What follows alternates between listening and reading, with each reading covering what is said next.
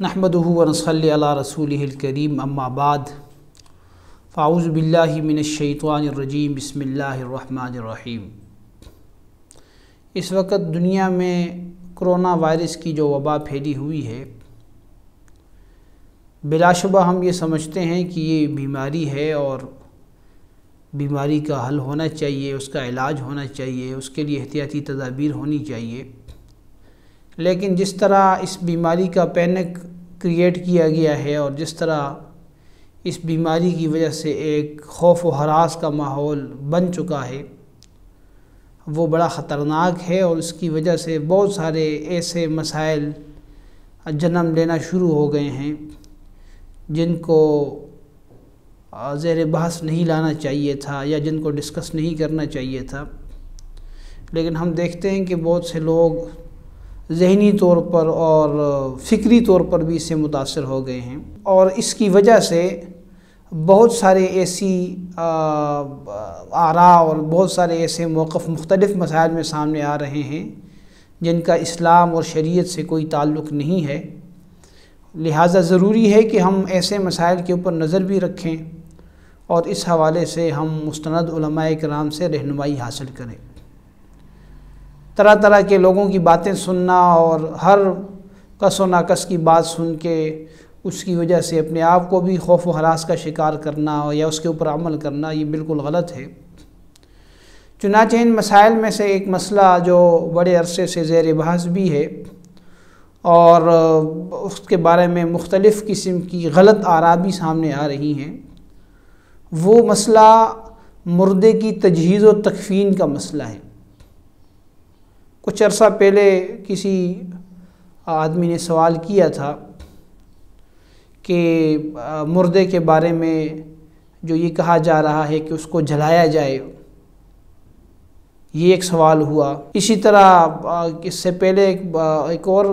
کسی کی طرف سے سوال آیا کہ یہ جو کرونا وائرس کا مریض ہے، کیا اس کو بغیر جنازے کے اور بغیر کفن دفن کے اور بغیر اس کے غسل کے دفن کیا جا سکتا یا نہیں کیا جا سکتا؟ یہ مسائل بڑے اہم ہیں اور اس کے اوپر توجہ کی بھی ضرورت ہے۔ اس حوالے سے اگر ہم شرعی تعلیمات کو دیکھیں تو ہم دیکھتے ہیں کہ اسلام نے انسان کو بہت عزت اور شرف سے نوازا ہے۔ اللہ تعالیٰ نے اس انسان کو تمام مخلوقات سے فضیلت دی ہے اور شرف انسانی کے لیے ایسے احکامات بتائے ہیں کہ جس سے انسان کا شرف، اس کی عزت جو ہے بحال رہے، اور نہ صرف اس کے جان کی تکریم کا حکم ہے بلکہ اس کے جان کے ساتھ جو اس کا مال ہے، جو اس کی عزت و نفس ہے، اس کو بھی عزت و اکرام سے بخشا ہے۔ اور پھر اگر وہ انسان مسلمان ہے تو اس کا عزت اور شرف اور بڑھ جاتا ہے، کیونکہ وہ اللہ تعالیٰ کو ماننے والا ہے اور اللہ تعالیٰ کے احکامات پہ چلنے والا ہے۔ تو انسانی شرافت کا اور اس کے اکرام کا تقاضا صرف زندگی تک نہیں ہے بلکہ اس کے مرنے کے بعد بھی اس کے ساتھ عزت و اکرام کا حکم دیا گیا ہے۔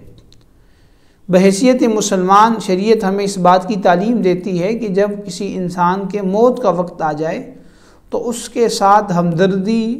اس کے ساتھ عزت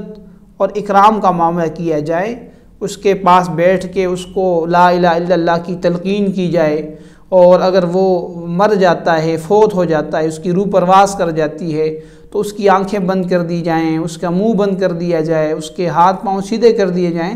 تاکہ اس کی شکل کے اندر کوئی بگاڑ پیدا نہ ہو، اور پھر اس کے بعد اس کو عزت و احترام کے ساتھ غسل دیا جائے، اس کو اچھے طریقے سے کفن دیا جائے اور اس کا جنازہ عزت و اکرام کے ساتھ لے جایا جائے، عزت اکرام کے ساتھ اس کا جنازہ پڑھا جائے اور احترام کے ساتھ اس کو قبر میں اتارا جائے۔ یہ سارے امور جو ہیں یہ میت کے حقوق میں سے ہیں اور اسلام نے ہمیں یہ حقوق بتلائے ہیں، اور یہ صرف ایسا حق نہیں ہے کہ جس کو ادا کر دیا جائے بلکہ اللہ تعالیٰ کی طرف سے یہ میت کے وہ حقوق ہیں جو مسلمانوں پر فرض کفایہ قرار دیے گئے ہیں۔ اگر کوئی بھی مسلمان ان حقوق میں سے کوئی ادائیگی نہیں کرتا اور مردے کو ویسے ہی بغیر کچھ غسل کے یا بغیر کفن کے دفن کر دیا جاتا ہے تو ایسے سارے لوگ گناہگار ہوں گے جو اس میت کی تجہیز و تکفین کر سکتے تھے، جو اس کے اوپر قادر تھے۔ اس لیے یہ میت کے حقوق میں سے ہیں، اور نبی علیہ الصلوۃ والسلام نے مردے کے حقوق ہمیں بتائے ہیں، اور چنانچہ ایک حدیث میں آتا ہے کہ آپ نے فرمایا کہ مردے کی ہڈی توڑنا ایسا ہی ہے جیسے زندہ کی ہڈی توڑنا، یعنی جو عزت اور اکرام جو ایک زندہ انسان کو حاصل ہے وہی مردہ انسان کو بھی حاصل ہے۔ اسی طرح نبی علیہ الصلوۃ والسلام نے ارشاد فرمایا کہ جب تم اپنے بھائی کو کفن دو تو اچھا کفن دو اس کو، اور فرمایا کہ جب تم جنازے کو لے کے جاؤ تو جنازے کو اس طرح مت لے کے جاؤ کہ جس سے جنازہ جو ہے وہ جھٹکے کھاتا ہوا جائے، بلکہ اس کو عزت و اکرام کے ساتھ، آرام و سکون کے ساتھ اس کو لے کے جاؤ۔ تو بہرحال یہ شریعت کی تعلیمات ہیں، شریعت کے احکامات ہیں، اور انسان جو مر جاتا ہے وہ اس بات کا محتاج ہوتا ہے کہ اس کی بخشش و مغفرت ہو جائے، اس کے لیے جنازے کا حکم ہے۔ اور آپ علیہ الصلوۃ والسلام نے فرمایا کہ جس مردے پہ 100 لوگ جنازہ پڑھ لیں، اور بعض روایات میں آتا ہے کہ 40 لوگ جنازہ پڑھ لیں تو اس کی بخشش و مغفرت ہو جاتی ہے۔ تو یہ بالکل شرعی تعلیمات کے خلاف ہے کہ آپ کسی مردے کو اس انداز سے کفن دیں یا اس انداز سے اس کو دفن کریں جس کے میں اس کی بے اکرامی ہو، یا اس انداز سے اس کا جنازہ پڑھائیں کہ جس کی بے اکرامی ہو۔ یہ انتہائی غلط بات ہے۔ ایک کامل مسلمان وہ ہوتا ہے جو اپنے مسلمان بھائی کے لیے وہی پسند کرے جو اپنے لیے پسند کرتا ہے۔ اگر کسی کو اپنے لیے پسند ہے کہ اس کی لاش کو جلا دیا جائے، یا اس کو اپنے لیے پسند ہے کہ اس کو اسی طرح گڈھے کے اندر ڈال دیا جائے بغیر جنازے کے، بغیر کفن دفن کے، اور اوپر سے مٹی ڈال دی جائے، تو وہ وصیت کرے، اس کی میت کو لوگ ٹریٹ کریں۔ اگرچہ یہ وصیت جائز نہیں ہے، نہ اس کے اوپر عمل ہوگا، لیکن یہ کسی طرح درست نہیں ہے کہ آپ کسی دوسرے مسلمان کے لیے ایسی بات کریں جس کو آپ اپنے لیے بھی پسند نہیں کرتے۔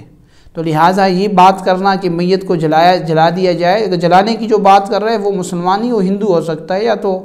ہندو تعلیمات سے متاثر ہوگا، یا وہ مسلمان نہیں ہو۔ مسلمان کے بھی اتنی بڑی بات نہیں کر سکتا، اتنی غلط بات نہیں کر سکتا۔ تو میت انسان وہ محترم ہے، اس کی عزت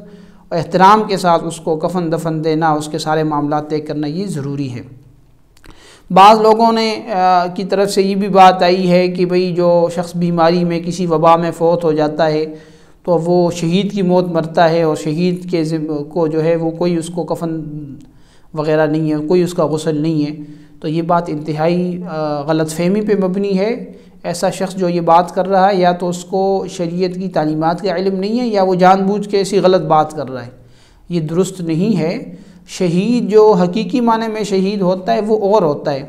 یعنی جو اللہ تعالیٰ کے راستے میں، اللہ تعالیٰ کے کلمہ حق کی سربلندی کے لیے وہ قتال کرتا ہے، دشمن سے لڑتا ہے، وہاں پہ اگر وہ شہید ہوتا ہے تو وہ حقیقی معنی میں شہید ہے، اور شہید کے احکامات اور ہیں۔ اس کے لیے حکم ہے کہ آپ اس کو غسل نہ دیں، اس کو کفن نہ دیں، بلکہ اسی طرح اس کا جنازہ